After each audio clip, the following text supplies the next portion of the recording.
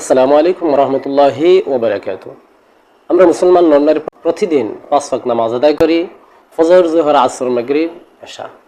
নামাজের পরপরই আমরা অনেকেই দোয়া করি, আবার অনেকেই দোয়া করি না। কিন্তু এই দোয়াটি করা একটি ইবাদতের সমতুল্য। রাসূলুল্লাহ সাল্লাল্লাহু আলাইহি ওয়াসাল্লাম এই দোয়া সম্পর্কে বলেছেন, আদ-দুআ মুখুল ইবাদত, দোয়াই ইবাদত। অতএব 5 ওয়াক্ত নামাজের পর কিছু দোয়া রয়েছে, এই দোয়াগুলা পাঠ করা উচিত। যেমন একটি সুন্দর একটি দোয়া রয়েছে, যে দোয়াটি হযরত মুআয ইবনে জাবাল রাদিয়াল্লাহু তাআলা আনহুকে নবী করিম সাল্লাল্লাহু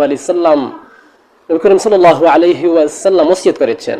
বলেছেন, আল্লাহর শপথ আমি তোমাকে ভালোবাসি, আল্লাহর শপথ আমি তোমাকে ভালোবাসি। এইভাবে রাসূল সাল্লাল্লাহু আলাইহি ওয়াসাল্লাম দুইবার মুআয ইবনে জাবাল রাদিয়াল্লাহু তাআলা আনহুকে বললেন, আর বললেন, ও মুআয, আমি তোমাকে একটি দোয়া শিক্ষা দিচ্ছি, সেই দোয়াটি তুমি প্রত্যেক ফরজ নামাজ পর পরিহার করবে না, অর্থাৎ এই প্রত্যেক ফরজ নামাজের পর তুমি সেই দোয়াটি পাঠ করবে। সেই দোয়াটি হচ্ছে, আল্লাহুম্মা আইন্নি আলা যিকরিকা ওয়া শুকরিকা ওয়া হুসনি ইবাদাতিকা।